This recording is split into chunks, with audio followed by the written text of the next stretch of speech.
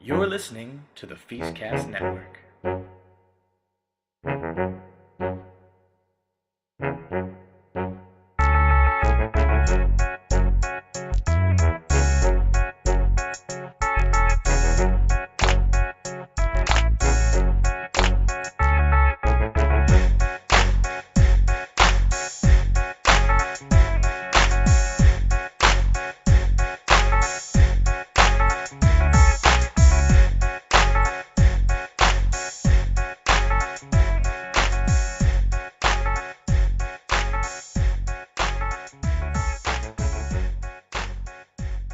Hello, everyone, and welcome to the first episode of Pop Goes the Academy. I'm Sean Ahern, and with me is Corrigan Vaughn. How you doing, Corrigan? I'm doing great. How about yourself, Sean? I'm doing awesome. Corrigan and I are, of course, writers for the Electric Feast. Corrigan is one of the writers of the Culture section and is the chair of the Culture section. I, myself, am one of the editors of the Electric Feast. I'm not the big one, but I'm one of them. And I'm also the chair of the music area. That's a big deal. Don't sell yourself short there, Sean. That's true. Anyway, what we have in store for you is a little bit about pop culture, a little bit about what's going on in the week, and kind of our thoughts on it. And what takes us away from most other people who do these lovely kind of pop culture podcasts is that we're academics, which mean a few different. Yay! Obviously, so fun. Obviously, one, it means we're a little more, stereotypically, we're a little more tight-laced than others, but actually, Corrigan and I have some very interesting backgrounds. If we're going to whip out our CVs here for a second, I got my master's degree at Bowling Green State University in the pop culture department, and I'm actually a PhD student at the University at Buffalo at the moment, working in the American Studies, on my PhD in American Studies in the Department of Transnational Studies. Corrigan, how are you doing? You've just had something fun happen this weekend, actually, speaking of your future CV.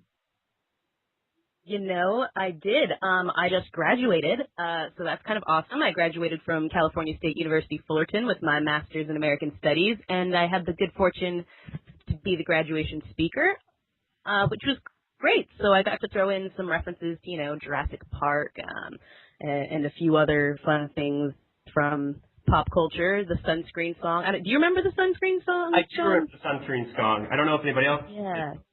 Yeah, ladies and gentlemen of the class of 98, wear sunscreen, that whole thing.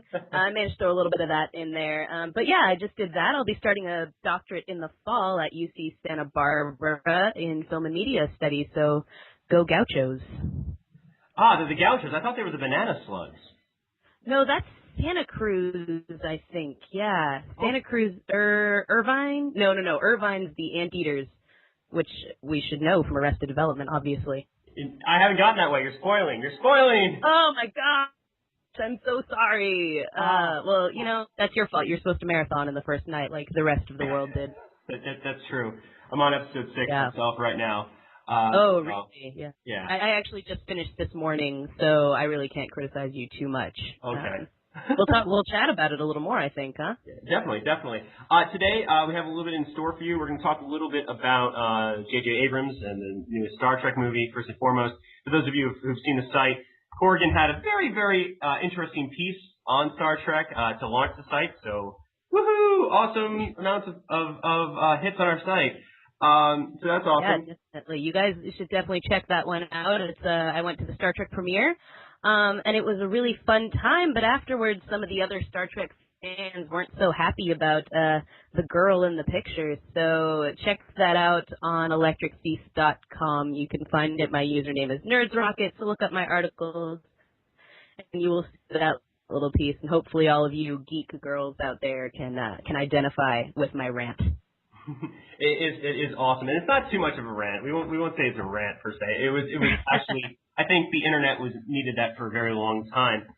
And and we're doing that kind of stuff on the site. We're talking about geek stuff and just music and culture in general. That's kind of where we're going to go at. So I guess just to start things off, we're going to talk a little bit about Star Trek, talk a little bit about Arrested Development, obviously, like we said before. The Xbox One announcement, maybe talk a little bit about that. We'll see where it goes. Let's just start talking Star Trek. What were your thoughts on the movie? Ooh, man, it is complicated. I'm sure you feel the same way. I mean, Star Trek was fun. It was a fun ride, first and foremost. Let me get that out there. I'll probably see it another 4 or 5 times, especially once it comes to our local dollar theater.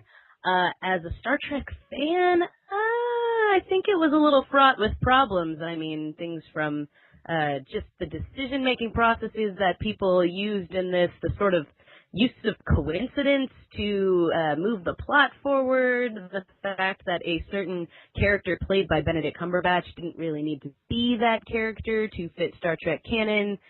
You know, there was a lot that was problematic about it. And on top of that, JJ, God bless you, but you do not know what to do with your women and minorities. I mean, can I get an amen on that? Amen. Yeah, it was a little rough. I mean, what do you think they were thinking with Uhura in this movie, Sean? I think I want to say that JJ is kind of trying to play homage, right, to the original series. Yeah. Right? That Kirk is this wild and crazy, you know, captain, and I think that it does kind of speak to kind of how women in the original Star Trek, besides Uhura, were kind of portrayed, right? Like they're seen as the nurses, they're seen as the side characters as much as other things. And yeah, there's some issues with that. I mean, I think we can speak a little bit to what JJ said in Playboy, right? I mean, I'm pretty sure that Playboy's where feminism goes to die. I mean, we've known that for a very long time, but I think it still says something when you have some great people going out there and putting their foots in their mouths in that magazine. So it's interesting to say the least. I've had a lot of people sit down and say, no, there's no misogyny in this. No. The women are strong. And I was like, clearly our culture has been watching too much Mad Men. You know, absolutely. so that's my thoughts on it. And that's my thoughts in not seeing it yet because I've been so busy with the end of the semester. So, you know, I should throw that out there. I have not been able to go see it. I put my money, the little grad money I had, I put towards the greatest movie ever, which was Iron Man 3.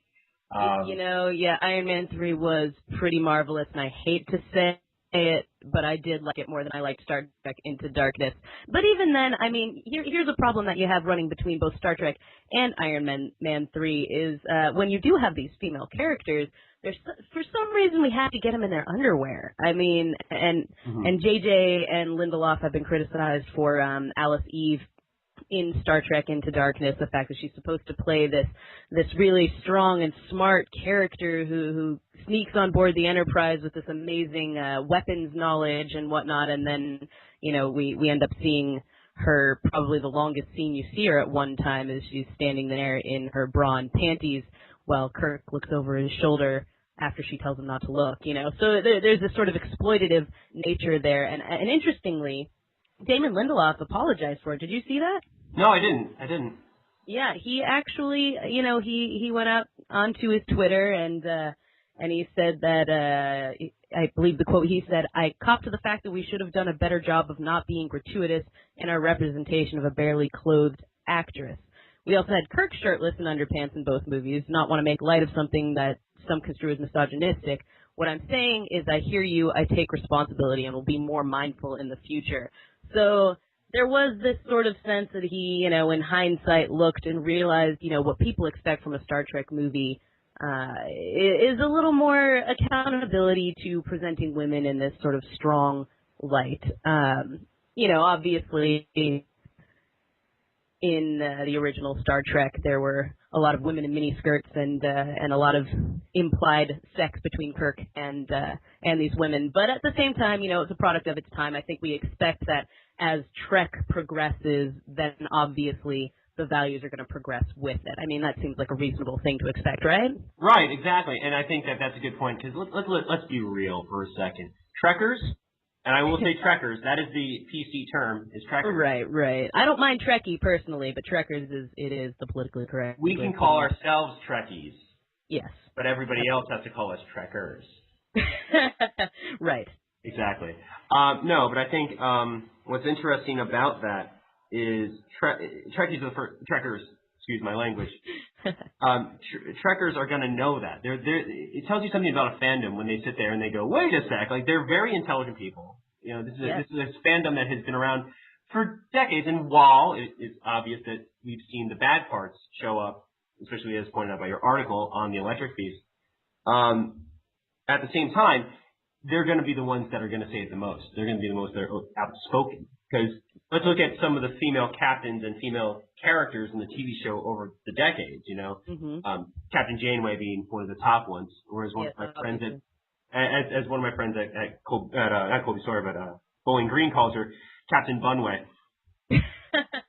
That's appropriate. I think you can guess who that one is, Corrigan. But no, I think it says something when you have a strong female character put down to her body, basically. And oh well, you know, it goes back to the male gaze, you know, not to get too academic, but Laura Mulvey, stuff like that. So it's interesting to see it that way. And I forgive for doing this podcast without seeing it, of course, but I do need to see it ASAP. Right. But I mean, and here's one of the things too, and we're talking about this sort of male gaze and women being sort of, you know, their intellect being brought to their body and so forth. I mean, what JJ said in Playboy, you know, he says part of the fun of our first movie was playing with the idea that Uhura and Spock were a couple. This movie takes that further and asks how that's possible. Why would she be interested in that kind of guy, and why would she put up with him? And then he says, it's obvious what he would like about her. I mean, it's effing Zoe Saldana. So you have this, like, you know, oh, why would she be interested in this, you know, heady, intellectual, like, kind of frustrating Spock character? And then, well, obviously he would be interested in her, not because she's this, you know, incredible linguist or anything of that sort, but because it's Zoe Saldana and look at her. So, I mean, at best it shows a lack of understanding on JJ's part of why Star Trek fans enjoy Star Trek and what Star Trek is. At worst, that's a little misogynist. And you heard what he said on the Daily Show. He said he as he grew up, and this only adds fire to the Star Wars Star Trek fight. But as he was growing up, he was a Star Trek fan. Star Wars fan. Sorry. He said Star Trek was too philosophical for me, and I'm not quoting directly, but if memory serves right, that's what he got to. And Jon Stewart was like, excuse me. Yeah. That's. I mean. Oof, that's a rough thing to say right there from the guy who has taken on Star Trek. And you know, you can't blame JJ for everything. We have Damon Lindelof, we have Orchie Kurtzman, you know, that whole team. And I think I'm a little disappointed in Lindelof, and maybe a lot of people would say, well, duh, it's Lindelof, and they hate everything that he's ever done. Personally, I actually kind of liked some of the philosophy behind Prometheus. I liked some of the philosophy behind Lost, you know, and I think for him, whether you like his philosophy, usually you know there's going to be some. Yeah.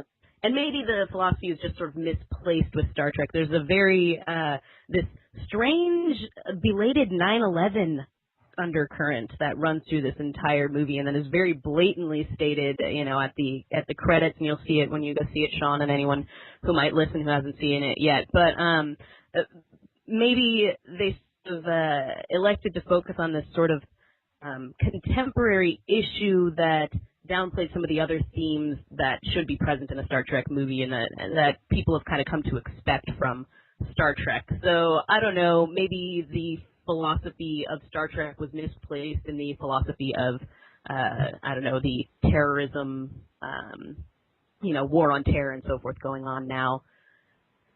That's just me. That's kind of my problem with it. I think Damon Lindelof is capable of being a very deep philosophical man. You wouldn't know it from his Twitter, but, you know, I think that's part of the problem is that, you know, they didn't really get the philosophy of Trek in here. So it's a fun movie. I think you'll enjoy it. Go see it in IMAX. It'll blow your mind. Yeah, that's how I feel about it.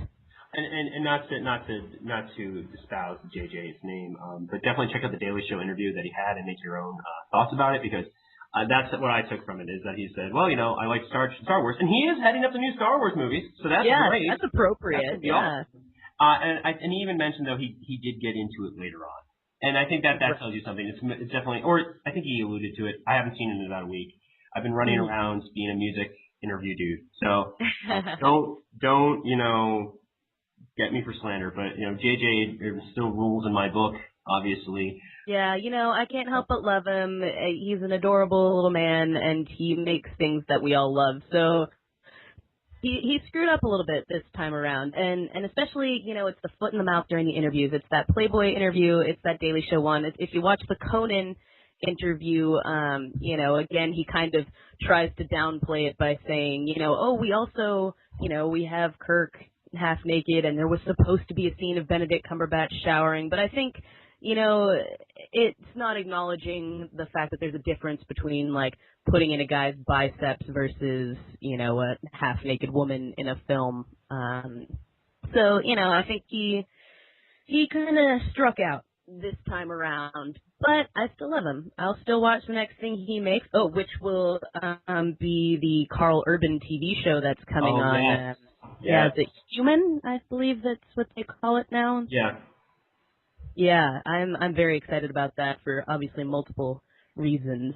I believe that's what it is. Yeah, I'll check it out right now on this tool we call the internet.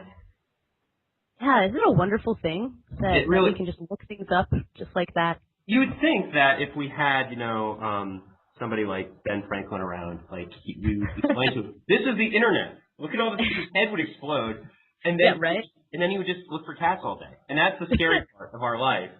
Yeah, it's true. Some of our geniuses are probably lost in 4chan and Reddit right now, or scrolling Tumblr for cat memes and Ryan Gosling hey girls. So there's that we have going for us.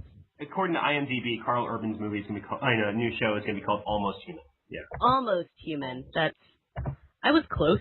Yeah, you were close. I was halfway there. That's a B plus. That's a B plus. Thank you. I appreciate that. And yeah, I just checked on IGN, and he said that he never really cared for Star Trek when he was a kid, but he fell in love with it while he was working on the film. And that's from the Star Wars vs. Star Trek Jon Stewart interviews, J.J. Abrams IGN article.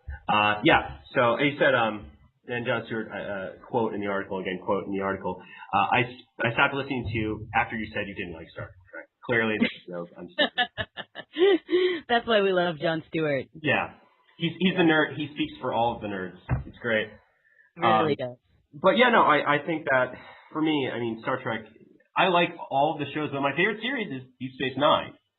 Deep Space Nine is great. We're going to speak about strong female characters and actually balancing the philosophy with the fighting. Much better. I like Voyager and Enterprise, and I'm sure that there are people out there listening to this who would want to crucify me for saying Deep Space Nine, but Deep Space Nine's fun, It's fun.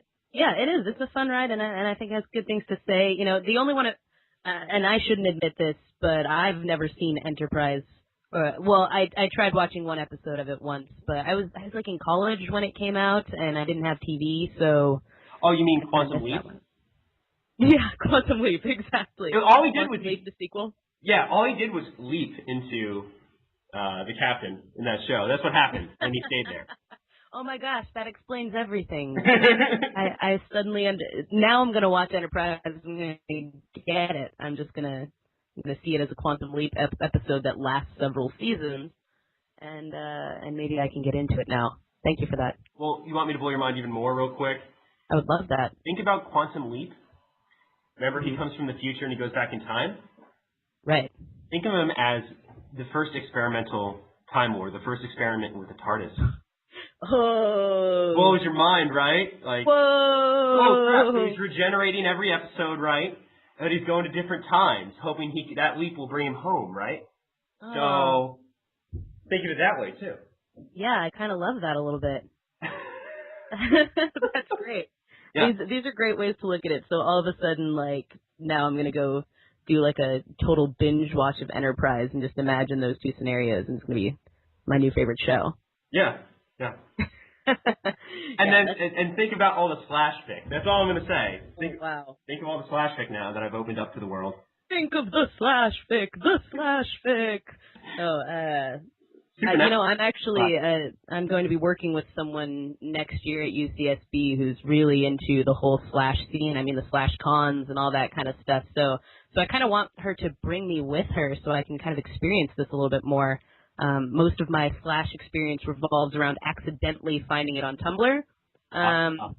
Yeah, you never know what you're going to get into when you start looking up supernatural tags on there. Yeah. Some pretty heavy stuff. Green Lantern too. Really, Green Lantern. Yeah, Guy Big Gardner source of Flash. specifically. Yeah. Yeah, that's good to know.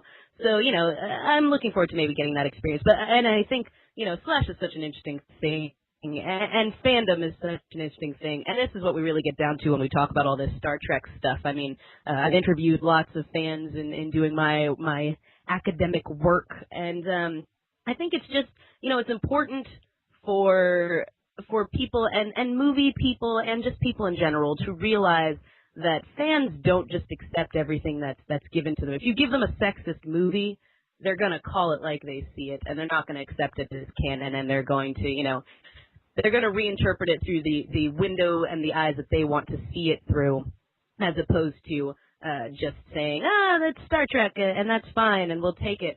And that's something I keep seeing coming up, and a lot of people are writing their angry Facebook status updates where they're saying, Star Trek is the best, and anyone who doesn't like it is just, some Trekkie who doesn't like change and is afraid of it, and yada yada. And at the root of it, I think they have to realize that this is what's at the heart of Star Trek, is these interpretive communities that manage to sort of reinvent them and interpret them through their worldviews and say, hey, this is okay and this isn't. And I think that's an important part of fandom that needs to be addressed when people are making these sort of critiques. And that's true. I mean, really, it's funny because the stereotype of the nerd comes out when the Star Treks or the Iron Man movies comes out. Like, I still remember when I went to see the most recent Superman movie before the one that's coming out soon, and oh my god, I can't wait. But my friend dressed up as Superman, and another one of my friends dressed up as Jimmy Olsen. And after we got out of the film, there was a news anchor. Oh my god, there's a guy dressed up as Superman. Let me go interview him. Looking for the super fan always. And I think that tells you something. Mind you, at the second Batman movie, Dark Knight, there were some cosplayers. And people were trying to interview them, and I was more concerned about like the girl who was dressed up as Catwoman, or no, who was she dressed up as? She was dressed up as Catwoman. Whose heels were busted. Like my friend who I was with, we were like, you couldn't wear your heels better. Great. Like they're all scratched. You know what? Right. Heels are difficult, man. That's basically every pair I own is in pieces, so I feel for her. Well, gosh, I mean, this is another reason why it's great to be a white male patriot. So it really is. Gosh darn it, it's so unfair to be you. I mean, you guys. I can own land. Yay! No. Yeah. I mean, come on. True. Anyway, but yeah. So consensus is, I think if anything, the Star Trek movie that is Into Darkness has really shown or been a reminder that fans respond in multiple ways. It's never a homogenized or straightforward way. It's in these different kind of many ways. And I think that, like what Corrigan said in her article, the idea that just because I'm not you doesn't mean I'm not you. Right. I think that's really really good to see, and being democratic in your fandom. Not everyone who watches Supernatural watches it for, Wincest, as it were, like Flash, right? But I think that's, something that needs to be reminded. So I think that's definitely it. Speaking of other cultist fandoms, Arrested Development came out on Sunday. It did, yeah. And you said you're on episode 6 now, yeah? Something like that. I'm on the one where Tobias is in rehab. Okay, that's a good one. Don't give away too much about that. But and Arrested Development is interesting. Obviously, people were counting down to this huge event that we've all been waiting for all these years. And I think most of us had kind of given up hope was actually going to happen. And then once you've got hope about it, you start being worried that, like, oh crap, this might suck. So there was definitely that feeling going into it. Like, what if midnight rolls around and I hate this? Which I will admit, when I watched the first 2 episodes, I was like, oh oh, I don't know. But I rewatched them almost immediately thereafter and loved them. And you see that sort of, I mean, what works about Arrested Development is that the inside jokes and the recurring jokes and all that kind of stuff. And you know, that took a long time for them to build up in the original series, and you see that happening again here. It's not instantaneous, but by episode 4, you're back at classic Arrested Development, and it feels like home. You know, It does. And I really like all the comedians you see, all these very kind of independent people. You see Workaholics, Saturday Night Live, Seth Rogen, Kristen Wiig's in it. It's just people you didn't expect. Like, I watched that first episode, I said, oh my God, Seth Rogen and Kristen Wiig are in this. This is fantastic. And they're amazing too, aren't they? I mean, and we won't give away exactly what their role is, but I mean, when you see them, you're just going to be like, why didn't I think of that? It's incredible. If there's one thing, but then again, what can't Kristen Wiig do? So I know, right? It's great. I think Tina Fey 2.0, if you will. Yeah. Oh, I mean, totally. Yeah, and that's totally something that somebody should do research on, talking about female comedians since, like, you know, the 70s or something like that, you know, since Joan Rivers. But no, I think Arrested Development really hits on so many levels. I love it. I've heard people saying, oh, it should have stayed dead. It's not as good as it could have been. I'm like, come on. Like, I'm sitting there, you know, my favorite storyline right now has to be Tobias. Tobias is Tobias oh, is great. Oh my gosh, it's so David Cross is fantastic, right? I mean, but it's a show stealer for sure. But it's so great. Like, I don't really like Michael's storyline. I mean, it's all right, you know. Okay, it's the main line ish. But like, I definitely like Tobias is the best, because you go in there and you're like, well, he's at the bottom now. How further can we push him? Like, that's what it turns to, right? Turns into this, like, well, we can make his life just a little more crappier. Let's see what happens next. And it's interesting because you see his daughter goes completely the different direction. And he thrives in these horrible situations. That too, yeah. So, I mean, I love it. But what else? But does this mean that we've seen Netflix do this with House, you know, they've had the original series with House of Cards, which is a big hit. You know, they're getting a great back catalog. They got the Cartoon Network stuff now. Yeah. Which exciting. So good. Yeah, I've been catching up on all my Justice League Unlimited. Oh, I know, right? Oh. Yeah. I rewatched my favorite Dexter episode the other day, which is the one with Star Trek convention. Yeah, awesome. It's great. The point I'm getting to is, does this mean that we're going to see other cult classics come back? Now, I'm going to a place where it is complete fantasy, but could we get Firefly? Ooh. You know, that's tough. I mean, it's been now, what is it, 11, 12 years since Firefly? Yes, and we're still... Yeah, and that's a very long gap, but, you know, everybody in it has shown interest in reprising those roles and seeing it come back, and you know, obviously it's a labor of love, and the Browncoats are one of the more enthusiastic fan bases out there. I mean, one of the great things, too, about Browncoats is that I know at least here, and I think there's chapters around the United States, but in Southern California, the Browncoats do a lot of, like, charity work and things like that, and they show screenings and things like that raise money for causes and stuff like that. So not only are they, you know, enthusiastic about the show itself, but they're also doing these really cool things for their community and creating a fan community that's very accepting and welcoming, you know, and they love getting new people into it. I've seen them at conventions. I've seen them at Kamikaze and Comic-Con and so forth, and really, it's kind of the opposite of what I was complaining about in my Star Trek article. That it's just such an inclusive community that really loves when, you know, there's more Whedonites, you know, like, bring them on. So I don't know. I think there's definitely sort of a chance. And at this point, I mean, I don't know why Joss doesn't, you know, kickstart it himself. Not like as in using a Kickstarter, but as in he kickstarts it. Yeah. Because, I mean, that guy made Avengers. He's got a couple dollars lying around. So I think if he were to go to Netflix and say, hey, how about we go in on this together, it might be something.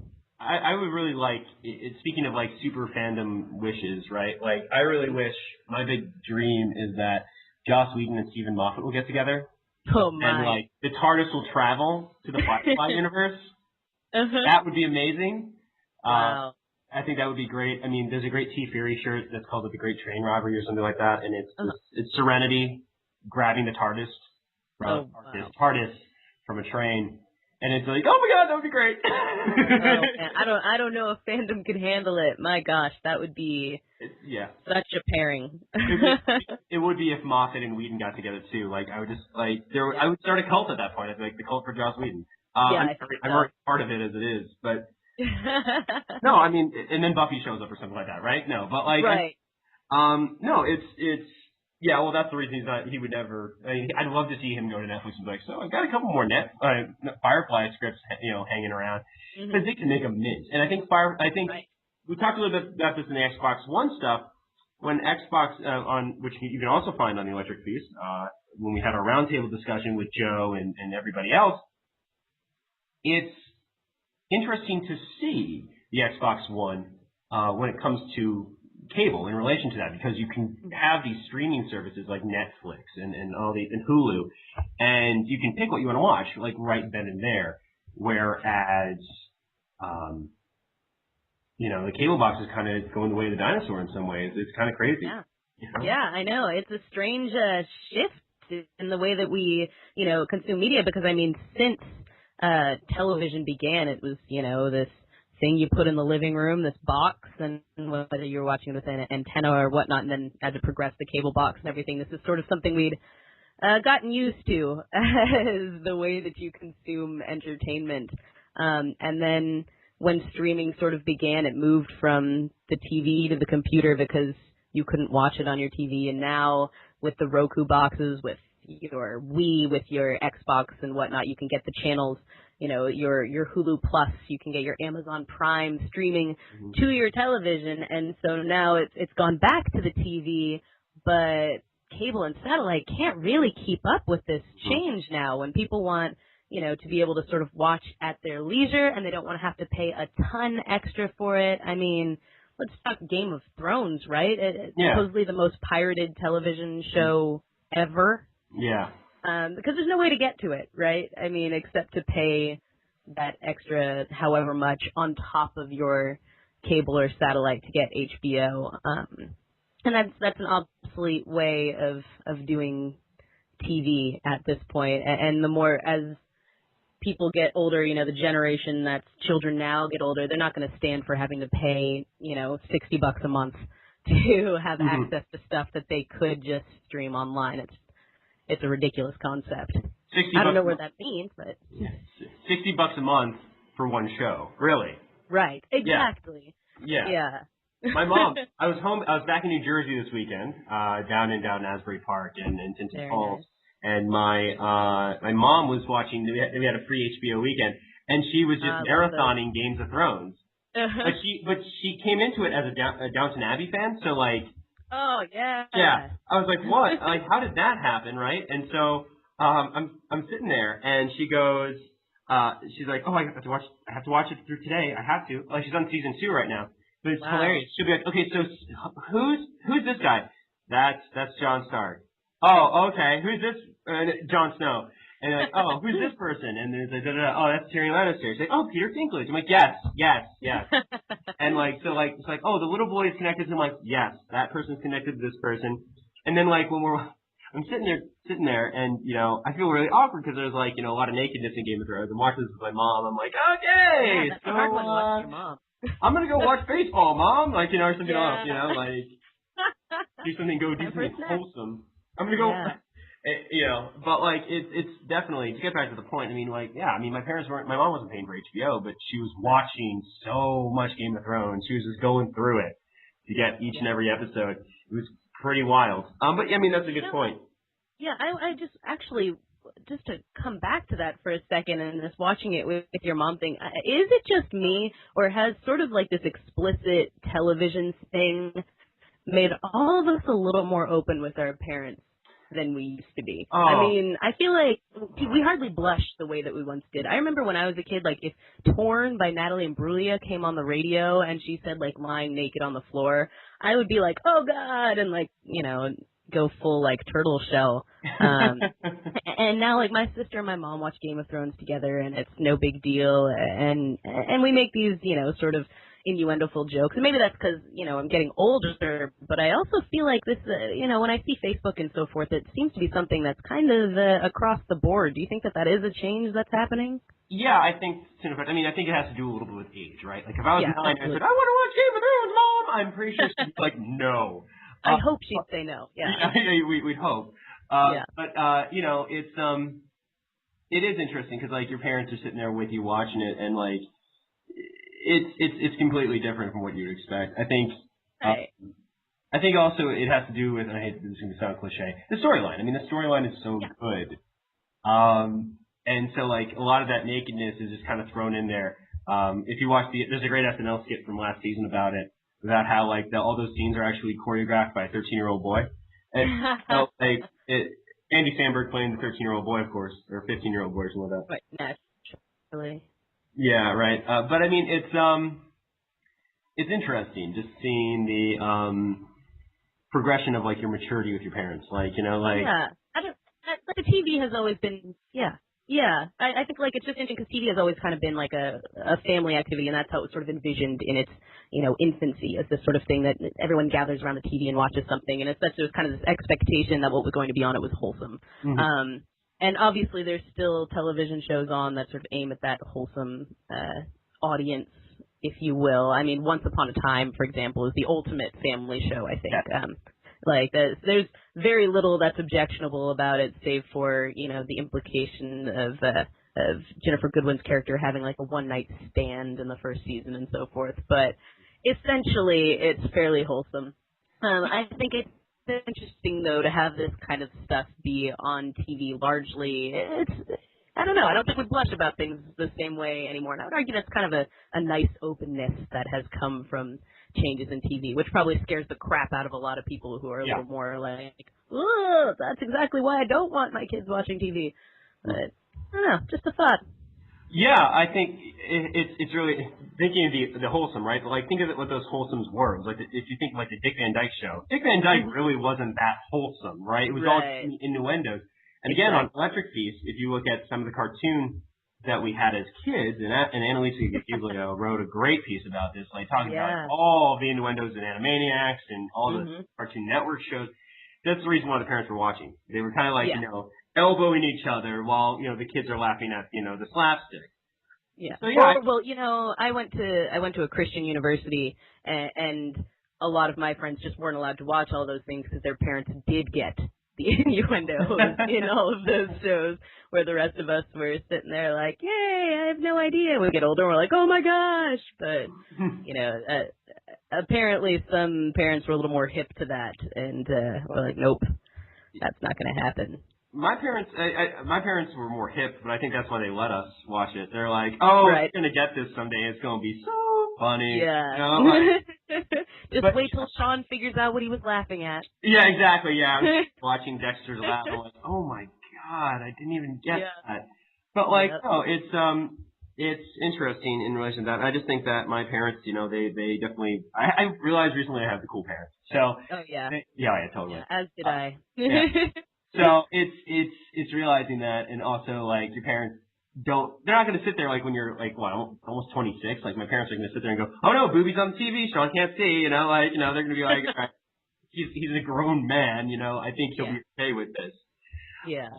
So yeah, I think it's that. Though my mom still scowls at me whenever I go out for Christmas shopping and we go past Victoria's Secret. So who knows? So. How dare you walk by that, Sean? Yeah, how dare you? No. But no, I think it's interesting there. I mean, really, definitely. And Arrested Development, my parents have never watched it. They've never seen the show. Oh, and so I'm sitting there watching it because I have my I pay for their Netflix, right? Like I put it on their Blu-ray player by mistake and never took it off. So I go into my Netflix account and it's like, oh, Father Ted, and like now it's an ad and all this great stuff.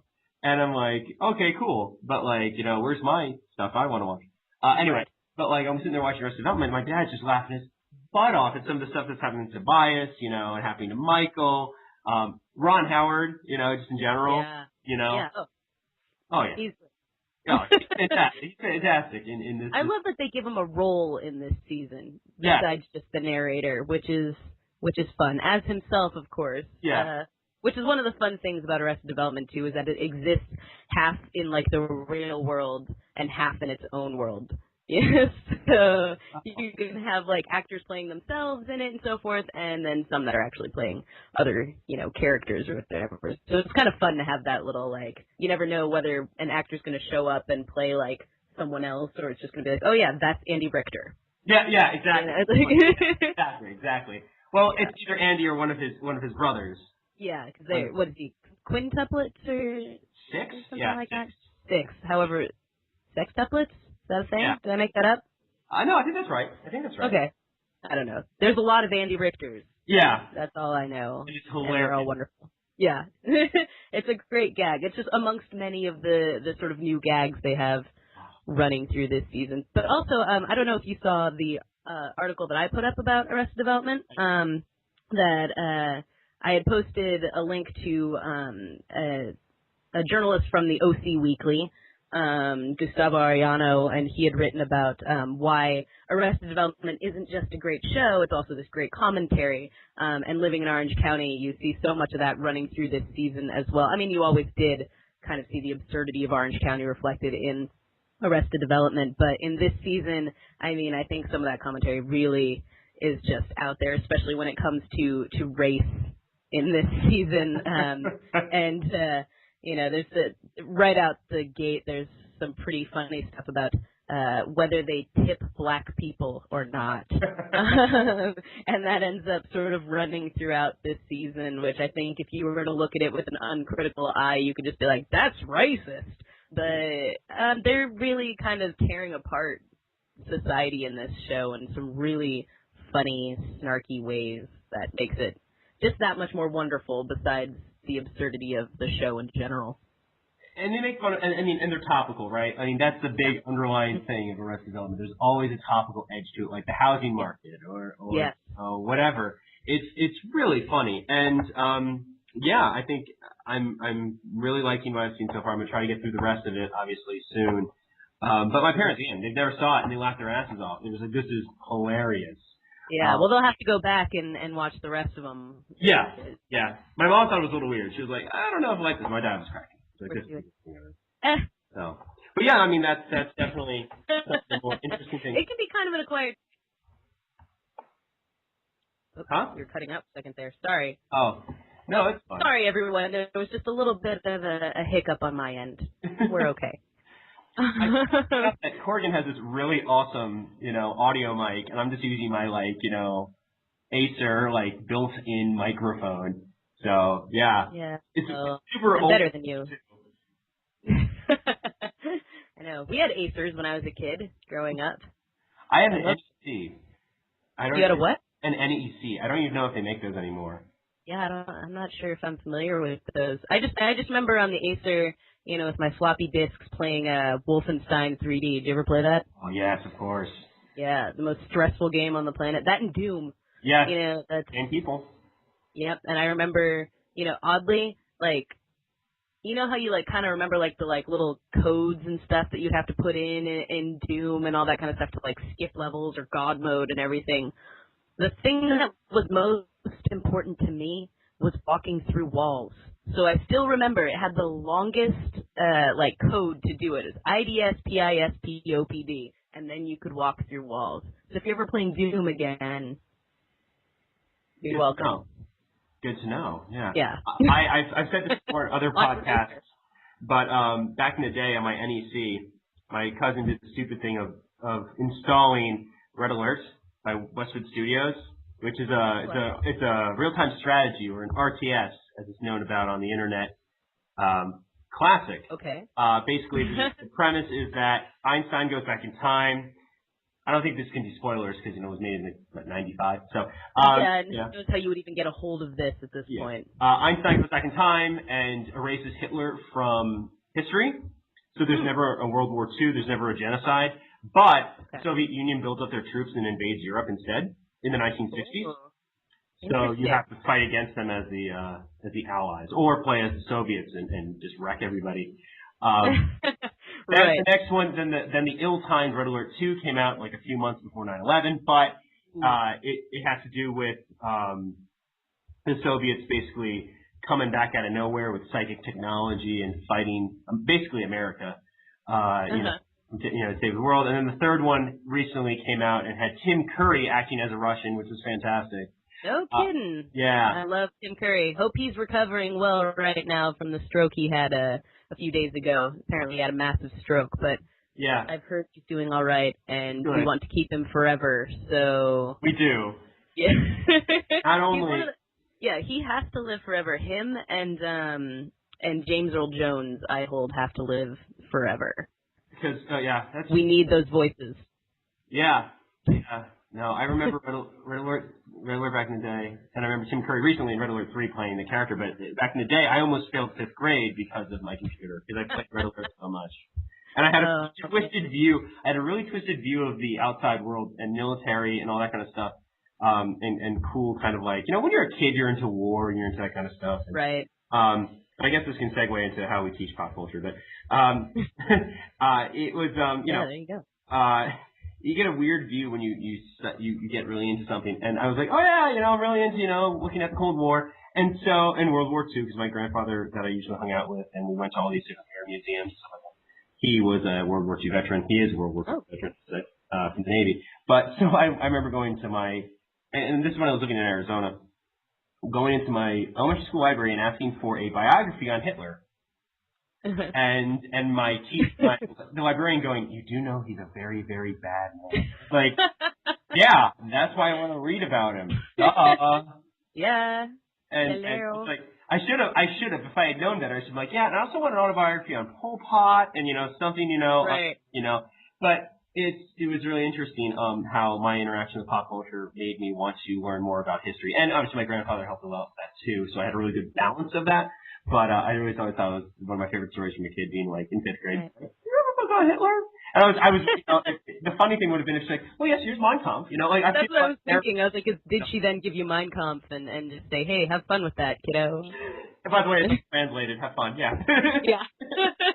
But no, I mean, like, yeah, and frankly, living in Arizona, I feel like that's something they would do. That's true. Of all places, I would not be surprised. I'm just saying that place is a bit of a cesspool. I'm sorry, people from Arizona. There's many good ones, but oof, yikes. Comic-Con is great. I mean, I have a friend of mine who was just at Phoenix Comic-Con and had a hell of a time. I believe I saw photos of that friend being touched intimately by Captain Jack Harkness, not Sparrow. Yeah. Oh. I was so angry. Angry. And jealous, yes. Jealous I mean, obviously, as I always say, living there is a beautiful place.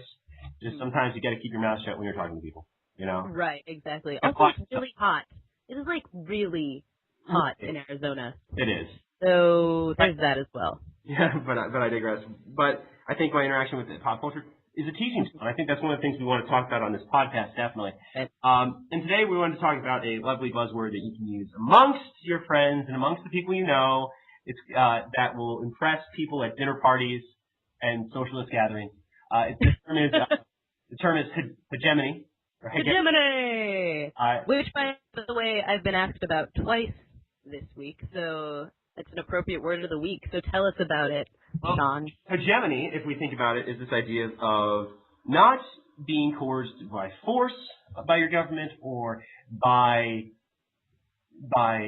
specifically media or rules or law or things that will repress you physically, but rather the idea of coercion, the idea that you are consenting to this control. First really used by Antonio Gramsci, really, in the modern day, in his prison notebooks. I'm hoping I'm saying that correctly because that's coming from memory. But the idea is that, of course, he was writing this in prison while in Italy, while he was, during the reign of Mussolini. Correct, Corrigan? Gosh, see, you're getting into it from like the actual history point. From a philosophical standpoint, you're on point. The rest of it, you're on your own. Oh, great! Time for my work cited at the end of this podcast.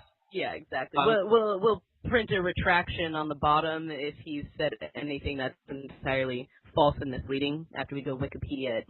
Well, I just did the wiki, and yeah, he was. Oh, good. he did a lot of his writing when he was, he was a founding member of and this is quote from Wikipedia, he was the founding member of the full-time leader of the Communist Party of Italy and was imprisoned by Benito Mussolini's fascist regime, unquote. Citation, Wikipedia. Which we should note as academics, we never endorse citing Wikipedia except in a podcast. It is totally cool. Also, anywhere on the internet, that's fine. Not in your papers. No, not please don't. Papers. and saying you shouldn't cite it in your papers doesn't mean you should copy and paste it and not cite it because that's plagiarism.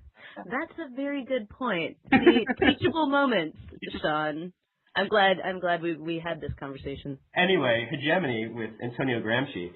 This idea of hegemony, this idea of coercion, the idea that you are being not told, but you're being said, you're consenting. You're saying, oh, okay, I agree with you totally, So to explain this to freshmen in undergrad, freshmen at your universities, and I used to teach Intro to Popular Culture, so we'd go over Louis Althusser, and we'd go over Marxism, and we'd go over all these ideas of how the base controls the superstructure, right? The bourgeois controlling the proletariat, for example. Of course, yep. Always. And the struggle is ongoing, and someday there will be a revolution. If you listen to Marxists, Marxists, they're so cute. You're gonna offend people right now. Not that that's the first offensive thing to be said, but no, that's fine. It's this, so it's a good way to explain and teach this idea is to use popular culture. I mean, it's really a good key tool, specifically the episode of How to Serve Man on the Twilight Zone. Yes, such a good episode. So what I do is we go through all of these different ideas and these theories throughout the week, and then on Friday I held a video screening, and we watched How to Serve Man from the Twilight Zone. For those of you who haven't seen the episode, aliens come to Earth, one of which being Lurch from the Addams Family. They come to Earth, and they say that they're going to give Earthlings everything they've ever wanted, and help them in every way possible. And they leave an untranslated book at the UN, and all that is translated is the front title, which is How to Serve Man. And actually, I think you're skipping a step here. It's to serve man, right? All right, to serve man. Yes, to serve man. Yeah. Sorry. That's where the twist comes in here. It's feast. Sorry. So they translate it and it says to serve man, and say, they want to serve us. They want to help us, and they want us to do these great things, and they want to bring us to their home planet, where we'll be able to live happily forever. Yeah, sounds legit. Sounds pretty legit, as you would say as you're buying something off brand from a Chinese clothing store online. Sounds legit. Mm-hmm. For those of my friends who buy jerseys not through NHL.com, which is a very bad thing to do. Good to know. Yeah. Next time I buy my NHL jerseys. Yeah. Or any sports jersey, really, but this came to mind. So it seems legit, right? So these, you get, so all these people are getting weighed before they go on their spaceships, and they're, all this interesting kind of stuff. But the head translator of that was translating this book, he finally, says, you know what? Because he was a little bit of a pessimist. He's like, you know what? I'll go. Why not? So be it. And then his friend calls him at the last minute, runs up to him and says, it's not how to serve man, it's how to serve man. It's a cookbook. It's a cookbook. The horror. Right. So it's this idea that, and also it should be pointed out that by this time, all of the world have gotten rid of their military weapons, have thrown down their arms in peace. And so literally. Unwillingly. Unwillingly became literally cattle for the slaughter. Yep. But it's a great way to teach hegemony, because it's the idea that you're consenting to this rule. You're consenting to literally becoming, and this is very cynical, but literally becoming cattle. This idea that you are consenting through media and through what you're being told. And that's one really interesting part of Twilight Zone. It's very, very deep. It's also really, really scary. Yeah, I think we're probably gonna talk quite a bit about Twilight Zone in the future, because really that show has so many different levels to it, and presents a lot of philosophical ideas and a lot of cultural commentary on the time that's largely still relevant to today. Yeah, definitely. And it's a good thing to get your students to come to class because they're like, oh, it's a screening? Cool. So just True. I know. yeah. Always fun when you have your students who are like, why do you take pop culture? Like, it seems fun. Like, well, if you think it's fun, let's have fun. And then you throw theory at them, and it blows their minds. Yeah, it's like putting a pill in the applesauce, Oh, yeah. Oh, Like, very good. yeah, you're like, oh, this is where we're learning things. It's stuck in there under all this awesome Twilight Zone and Star Trek and Iron Man and all that nonsense, Oh, it's fantastic, and it really does. I mean, especially when you find out it's a cookbook. I mean, that when students have never seen that, because how many students who are in this is gonna scare the crap out of you, Corrigan, but most students going into college now, were born in like 1997. Oh, that's insanity. Or like 95, something like that. Yeah. Yeah, somewhere in that general vicinity.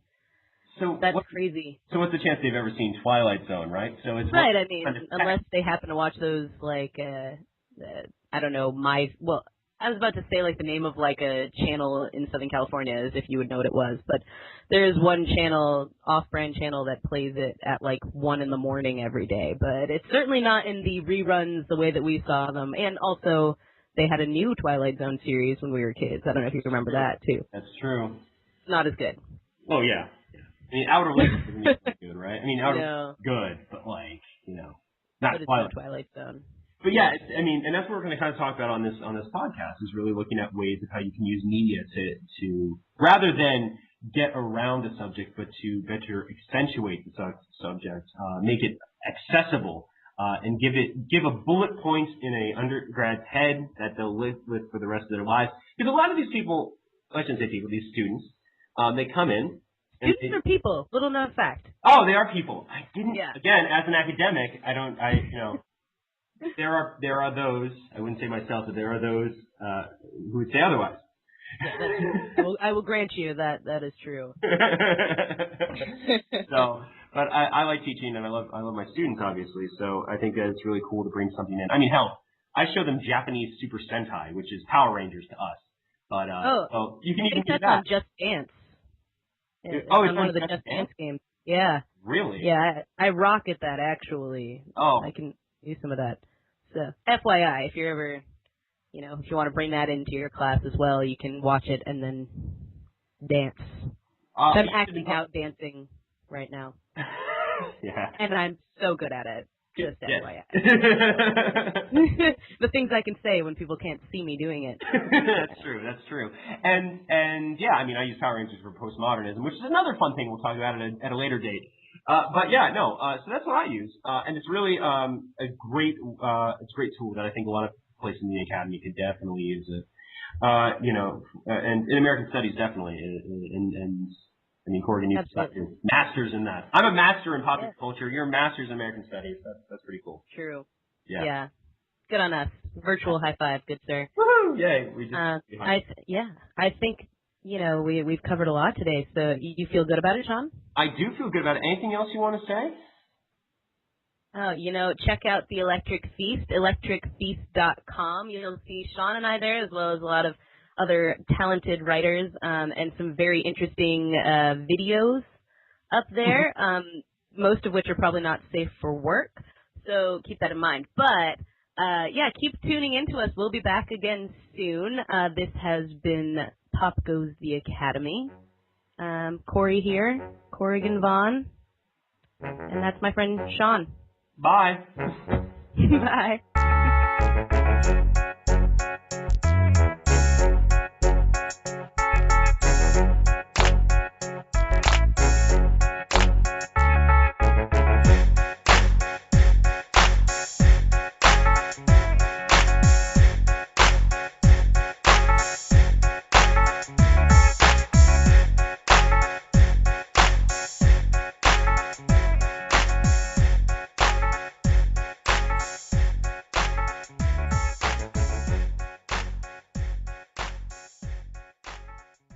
This is the Electric Feast.